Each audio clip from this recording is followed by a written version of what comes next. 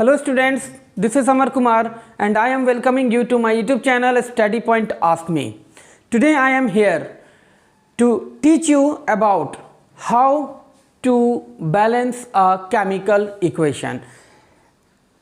आप 7 क्लास से ही है ना केमिस्ट्री के सेक्शंस को आप पढ़ रहे हो, मेटल पढ़ रहे हो, नॉन मेटल पढ़ रहे हो, उनके यूजेस पढ़ रहे हो, ठीक है। 7 में, 8 में, 9 में, 10 में, और वहाँ आपको केमिकल रिएक्शन पढ़ना है, केमिकल इक्वेशन पढ़ना है। अब केमिकल इक्वेशंस में केमिकल इक्वेशन को बैलेंस कैसे किया जाए ये जानना है। तो कई बार होता है स्टूडेंट्स, आप लोगों में देखा गया है कि आप लोग बहुत हौच पौच कर लेते हो, समझ में नहीं आता है, यहाँ 2 लगाए, यहाँ 3 लगाए, यहाँ क्या लगाए, यहाँ क्या लगाए, कभी ये अनबैलेंस हो गया, कभी वो अनबैलेंस हो गया, है ना। और आप इसमें काफ़ी समय अपना बर्बाद करते हो। एक्चुअली क्या है कि आपको एक right way how to make a balance in a chemical equation that you doesn't know, है ना। आपको यहाँ पर नहीं समझ में आ रहा होता है कि हम इसे बैलेंस करें तो कैसे करें, ठीक है। तो ये चीज़ मैं आज आप लोगों को समझाऊंगा कि केमिकल इक्वेशंस को किस तरह से बैलेंस किया जाता है। तो सबसे पहले तो आपको ये पता होना चाहिए कि what is the meaning of chemical equation. Chemical equation क्या है स्टूडेंट? केमिकल इक्वेशन एकदम, जब इसको हम लोग अगर एकदम बिल्कुल सिंपल डेफिनेशन अगर देना चाहेंगे तो हम इसको बस इतना कह सकते हैं कि chemical equation is a symbolic representation of chemical reaction in the form of symbols and equations, ठीक है। हम लोग सिंबल्स, एलिमेंट्स को, कंपाउंड्स को उसके सिंबल्स के थ्रू हम लोग रिप्रेजेंट करते हैं, और ये क्या है, एक सिंबॉलिक रिप्रेजेंटेशन है केमिकल रिएक्शन का, ठीक है। जैसे कि एग्जांपल में हम लोग ले लेते हैं H2 + O2 = H2O। तो ये क्या है, ये एक सिंबॉलिक रिप्रेजेंटेशन देख रहे हो एक केमिकल रिएक्शन का, ठीक है। तो अब हम लोग ये देख रहे होते हैं कि इसे बैलेंस करना है। कैसे बैलेंस करना है? तो इसे क्या करना है स्टूडेंट, जब कभी भी आप केमिकल इक्वेशन को बैलेंस करने जाओगे तो वहाँ कुछ चीज़ों का ध्यान रखना है। मेटल्स,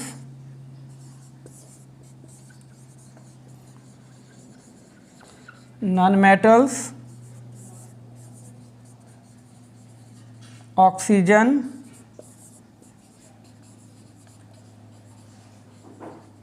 और हाइड्रोजन, ठीक है। ऐसे तो क्लास 10th में भी आपको बताया गया है, पहला चैप्टर जब आप लोग पढ़े होगे केमिकल इक्वेशन एंड रिएक्शन का, तो उसमें आपको ये सिखाया गया है, बताया गया है कि किस तरह से हम एक इक्वेशन को बैलेंस करते हैं, है ना। तो उसमें अब आप लोगों को हीट एंड ट्रायल का मेथड पढ़ना है। अब हीट एंड ट्रायल का मेथड में है ना, ये थोड़ा लेंथी हो जाता है, 1 रखे, 2 रखे, 3 रखे, 4 रखे, है ना। अब एक एक करके अब उसको हम लोग वहाँ पर फिल करेंगे, उसके अकॉर्डिंग में फिर उसको चेक करेंगे कि क्या वो वहाँ पर सुटेबल है, नहीं है, इक्वेशन बैलेंस हुआ, नहीं हुआ। तो मेरा मानना है कि अगर आप इस तरीके से चलते हो, है ना, तो बहुत ईजिली कम समय में और बेहतर तरीके से आप केमिकल इक्वेशंस को बैलेंस कर लीजिएगा, ठीक है। तो यहाँ सबसे पहले आपको करना क्या होगा, मेटल्स, है ना। जो इक्वेशन आपका दिया गया है उसमें आप देखिए मेटल्स कौन है, तो आप सबसे पहले किसको बैलेंस कीजिए, मेटल्स को। मेटल्स बैलेंस हो जाए उसके बाद अगला स्टेप लेना है नॉन मेटल्स को, और जब नॉन मेटल्स बैलेंस हो जाता है ना स्टूडेंट, तो आपको दोबारा रीचेक करना होगा मेटल्स को, ठीक है। मेटल्स बैलेंस कर लिए, नॉन मेटल बैलेंस कर लिए, अब थर्ड जो है ऑक्सीजन और फिर हाइड्रोजन। आप यहाँ पर पहले हाइड्रोजन और बाद में ऑक्सीजन, मतलब इसको आप ऊपर नीचे कर सकते हो, लेकिन यहाँ आप ऊपर नीचे नहीं कर सकते हो, ठीक है। यहाँ पर सबसे पहले मैं आपको रेकमेंड करूँगा कि आप मेटल्स को बैलेंस कर लें, उसके बाद नॉन मेटल्स को बैलेंस कर लें, और उसके बाद चाहे आप पहले ऑक्सीजन को बैलेंस करो या हाइड्रोजन को बैलेंस करो, इट डजंट मैटर, है ना। यहाँ कोई ज़्यादा परेशानी की बात नहीं है। अब हो सकता है आप में से कुछ स्टूडेंट ये सोच रहे होंगे या पूछना चाह रहे होंगे, sir why there is a need to make a balance in a chemical equation। आखिर केमिकल इक्वेशन को बैलेंस करने की जरूरत ही क्यों है? तो आपने पढ़ा होगा the law of conservation of mass. Law of conservation of mass में हमने ये पढ़ा था कि mass can not be created and can not be destroyed. Mass कभी ना तो क्रिएट किया जा सकता है और ना ही डिस्ट्रॉय किया जा सकता है, ठीक है। तो वो हमेशा जो है वो बैलेंस फॉर्म में ही रहता है, बस उसको बैलेंस दिखाना होता है, उसको अरेंज करना होता है। अभी आप जैसे आप इसमें देख रहे हो H2 + O2 = H2O, ये जो आप एरो साइन जो देख रहे हो स्टूडेंट, ये एरो साइन इंडिकेट कर रहा होता है कि हमारा जो केमिकल रिएक्शन है वो किस डायरेक्शन में है ना। तो आप यहाँ पे देख रहे हो, अगर इस एरो को हम समझते हैं ओरिजिन प्लेस, तो इसके इधर हो गया हमारा लेफ्ट हैंड साइड, इधर वाले को हम क्या लिख सकते हैं LHS, लेफ्ट हैंड साइड, और एरो के बाद वाले पोर्शन को हम लिख सकते हैं RHS, यानी कि राइट हैंड साइड। तो एरो के लेफ्ट हैंड साइड में आप देख सकते हो क्या क्या हमने लिया, हाइड्रोजन लिया और ऑक्सीजन लिया, और इसको दोनों जब रिएक्ट हुए हमने क्या फॉर्मेशन में पाया, वाटर। तो मैंने जैसे बताया कि सबसे पहले हम लोग देखेंगे यहाँ पर मेटल। तो मेटल में क्या यहाँ मेटल है, मेटल में जैसे क्या आ सकता है, ठीक है। तो आयरन हो गया, सोडियम हो गया, मैग्नीशियम हो गया, ठीक है, ये सभी हो गए। नॉन मेटल में आप जैसे कि कार्बन हो गया, नाइट्रोजन हो गया, क्लोरीन हो गया, सल्फर हो गया, है ना, ये सभी हो गए नॉन मेटल्स में। तो अगर ये सब चीज़ें हैं तो उसके अकॉर्डिंग में हम लोग चलेंगे। लेकिन यहाँ आप देख रहे हो, यहाँ ना तो मेटल है, तो मेटल नहीं सॉरी तो यहाँ मेटल तो है नहीं, इसको स्किप कर देंगे, खत्म। दूसरा आते हैं नॉन मेटल, तो लीजिए हमारे पास नॉन मेटल भी नहीं है, ये भी गया। अब रह गए ऑक्सीजन और हाइड्रोजन। तो अब देखिए ऑक्सीजन और हाइड्रोजन को हमें बैलेंस करना है। तो लेफ्ट हैंड साइड में देखिए कितना है हाइड्रोजन, 2, राइट हैंड साइड में भी हाइड्रोजन हमारे पास 2 है। तो हाइड्रोजन तो हो गया भैया बैलेंस। अब आते हैं बात ऑक्सीजन पे। तो ऑक्सीजन हमारे लेफ्ट हैंड साइड में है 2, लेकिन यहाँ देखिए राइट हैंड साइड में ऑक्सीजन हमारे पास सिर्फ 1 है। तो अब क्या करें, तो ऐसा करते हैं ना कि हम लोग यहाँ पे ऑक्सीजन रख देते हैं, ठीक है। नहीं, यहाँ ये गलती नहीं करना है। हम जब कभी भी नंबर्स को पुट कर रहे होते हैं तो हम यहाँ नीचे, है ना, या बीच में कहीं भी नहीं रख सकते। This is not a proper way, ठीक है। तो आप यहाँ नहीं रखेंगे बल्कि यहाँ पर रखेंगे, ठीक है। यहाँ ऑक्सीजन 2 था, अब ये जो 2 है ना स्टूडेंट, ये 2 हाइड्रोजन को भी मल्टीप्लाई कर रहा है और ये 2 ऑक्सीजन को भी मल्टीप्लाई कर रहा है। तो 2 ऑक्सीजन तो हो गया, इधर भी 2 ऑक्सीजन हो गया, लेकिन अब गड़बड़ाया कौन, हाइड्रोजन। अब हाइड्रोजन देखिए हमारा राइट हैंड साइड में कितना हो गया, 2 2 जा 4, ये मल्टीप्लाई हो जाता है, ठीक है स्टूडेंट। ये हम लोग मल्टीप्लाई करके लिख देंगे 2 2 जा 4। अब आते हैं लेफ्ट हैंड साइड में। तो लेफ्ट हैंड साइड में तो हमारे पास हाइड्रोजन सिर्फ 2 ही है, बैलेंस तो है नहीं। तो अब हम क्या करेंगे, यहाँ अब वो 4 है, इधर 2 है, तो यहाँ 4 करने के लिए हम लोग क्या करेंगे, इसको 2 से मल्टीप्लाई कर देंगे। तो अब देखिए स्टूडेंट, 2 × 2 4, हाइड्रोजन हो गए हमारे पास 4, इधर भी है हाइड्रोजन 4, ऑक्सीजन हो गए इधर 2, उधर भी ऑक्सीजन है 2। तो इस तरह से आप एक केमिकल इक्वेशंस को बैलेंस कर सकते हो।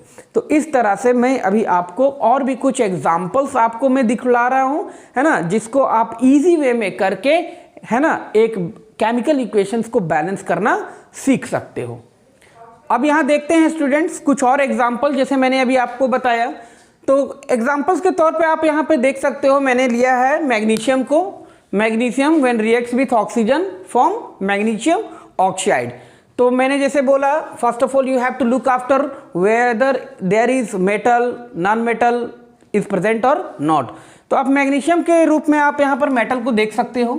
तो मैग्नीशियम जो है जब ऑक्सीजन के साथ रिएक्ट किया तो बनाया मैग्नीशियम ऑक्साइड। तो यहाँ सबसे पहले आपको तो मेटल को बैलेंस करना है। तो मैग्नीशियम इधर 1 है, इधर भी 1 है, नो प्रॉब्लम, कोई दिक्कत नहीं है भैया, आप भी खुश, मैं भी खुश।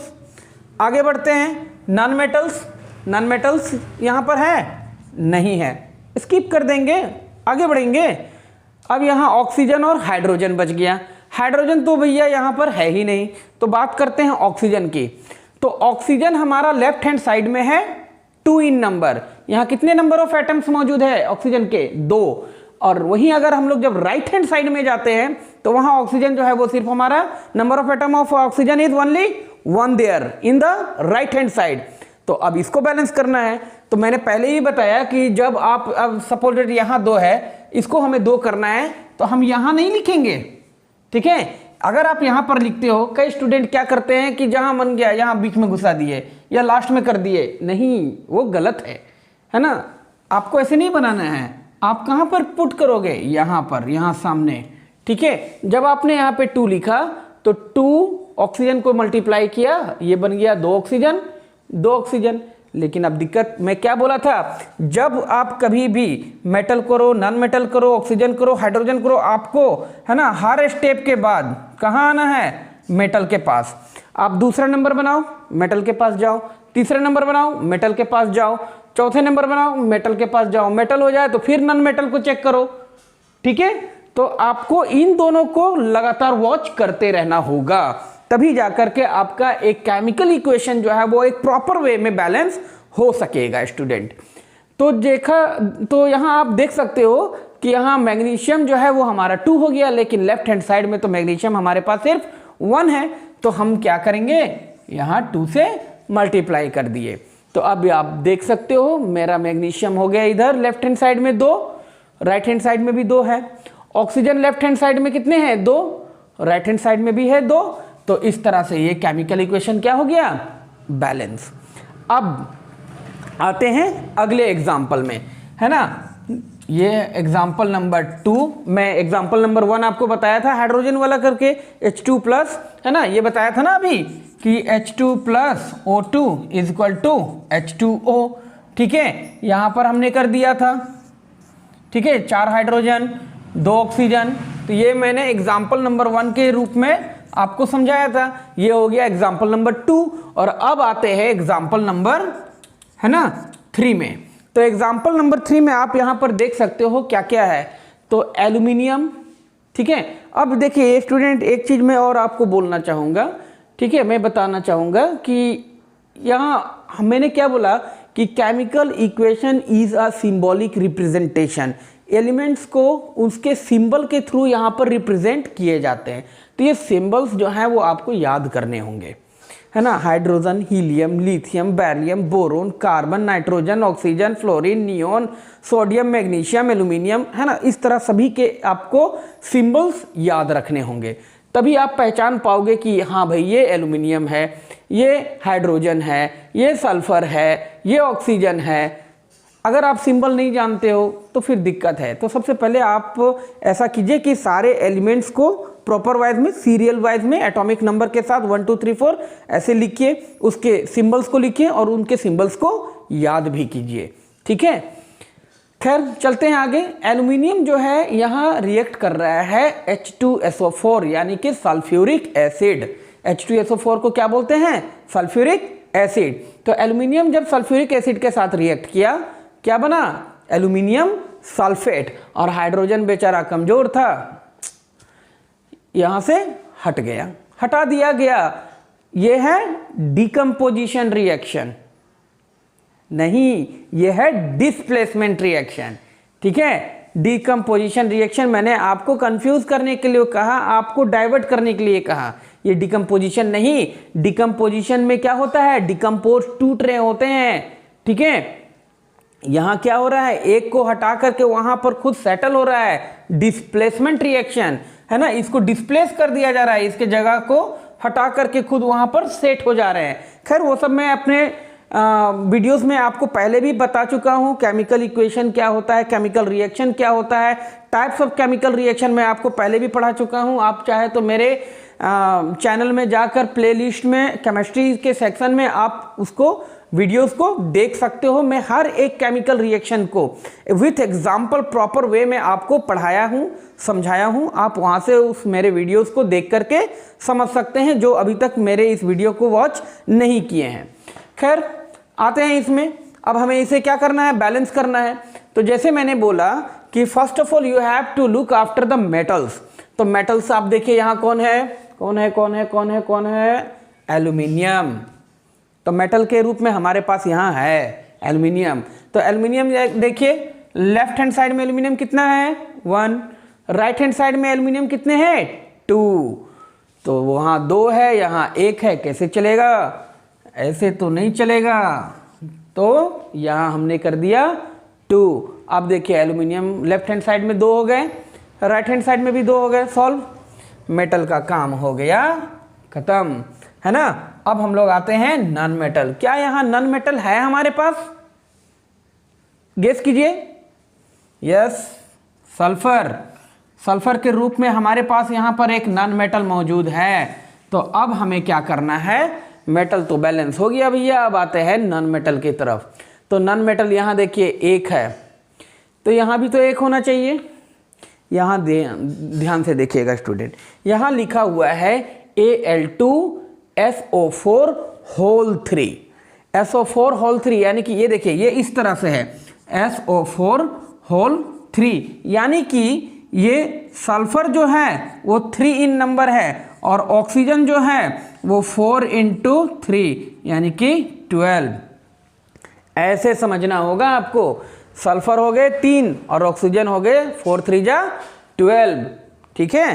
तो वहाँ हम देख रहे हैं सल्फर कितने हैं 3 है, तो ऐसा करते हैं सल्फर को हम यहाँ 3 बना देते हैं। मेटल बैलेंस हो गया, नॉन मेटल भी बैलेंस हो गया। सल्फर इधर 3 तो सल्फर इधर भी 3। अब बात करेंगे ऑक्सीजन और हाइड्रोजन। मैं जैसे बोला कि मेटल हो गए नॉन मेटल, नॉन मेटल के बाद फिर दोबारा मेटल को चेक कीजिएगा, तो मेटल को तो भाई कोई फर्क नहीं पड़ा है, वो ज्यों का त्यों है, कोई दिक्कत नहीं। आगे बढ़ते हैं, सल्फर हो गया हमारा, नॉन मेटल का प्रॉब्लम सॉल्व हो गया। अब आते हैं ऑक्सीजन या तो आप हाइड्रोजन, जिसको भी आप प्रेफर कर सकते हो। तो चलो भैया पहले ऑक्सीजन ही देख लेते हैं। तो ऑक्सीजन जो है ना वो देखिए 3 × 4 12 इन नंबर, है ना। तो लेफ्ट हैंड साइड में देखोगे ऑक्सीजन के कितने एटम्स है 4 × 3 = 12, और राइट हैंड साइड में देखोगे ऑक्सीजन के टोटल नंबर ऑफ एटम्स कितने हैं 4 × 3 = 12। अभी मैंने बताया था ना, है ना, किस तरह से मल्टीप्लाई होगा, सल्फर × 3 और ऑक्सीजन O4 जो है × 3 मीन्स 12। तो यहाँ भी ऑक्सीजन 12 है और वहाँ भी ऑक्सीजन 12 है, तो ऑक्सीजन हो गया हमारा बैलेंस। अब आते हैं हाइड्रोजन, ठीक है। अब ऑक्सीजन भी बैलेंस हो गया, फिर दोबारा मेटल नॉन मेटल आप लोग चेक कर लीजिएगा। तो ना तो मेटल में कोई फर्क पड़ा, ना तो नॉन मेटल में कोई फर्क पड़ा है। तो अब हम लोग बात करेंगे हाइड्रोजन की। तो हाइड्रोजन देखिए कितने हैं 3 × 2 = 6, लेकिन यहाँ राइट हैंड साइड में हाइड्रोजन कितने हैं 2। अब 2 में कितना से मल्टीप्लाई करेंगे कि 6 हो जाएगा, तो हम यहाँ पर क्या करते हैं 3 से मल्टीप्लाई कर देते हैं। तो 3 × 2 = 6 हो गया हाइड्रोजन। लेफ्ट साइड में आप देखोगे यहाँ भी जो है हाइड्रोजन आपका 3 × 2 = 6। अब दोबारा शुरू से मिलाते हैं, aluminium 2, aluminium 2, sulphur 3, sulphur 3, oxygen हो गया 4 × 3 = 12, यहाँ ऑक्सीजन है 4 × 3 = 12, और हाइड्रोजन है 3 × 2 = 6, यहाँ भी है hydrogen 3 × 2 = 6। So this is the way student you can balance your chemical equation। मैं उम्मीद करता हूं कि मेरा आज का वीडियो आप लोगों को काफ़ी पसंद आएगा, और मैं चाहूँगा कि आप लोग मेरे वीडियोस को देखिए, एकदम भर भर करके उसमें आप लोग अपना कमेंट दीजिए, अपना प्यार दीजिए मुझे, ताकि मैं आपके लिए इसी तरह अच्छे अच्छे वीडियोस ला सकूं और आपको इसी तरह से टीच कर सकूं, आपको बता सकूं, आपको सिखा सकूं, है ना। तो I hope how to balance a chemical equation, अब आपके लिए ये कोई समस्या नहीं रह गया, सॉल्व हो गया। अगर आप मेरे आज की ये वीडियो को देखोगे, मैं उम्मीद करता हूँ कि आगे आने वाले कभी भी आपको केमिकल इक्वेशन को बैलेंस करने में कोई परेशानी नहीं होगा, ठीक है। और मैं चाहूँगा कि ऐसे और भी कई सारे एग्जाम्पल्स आप लोग इक्वेशंस को लीजिए और उसको बैलेंस करके देखिए। आप जब तक प्रैक्टिस नहीं करोगे, है ना, आप परफेक्ट नहीं हो सकते हो, ठीक है। आप उसको सीख नहीं सकते हो, तो उसको प्रैक्टिस, रेगुलर प्रैक्टिस करना जरूरी है। So this is all for today students. Thanks for watching my this video.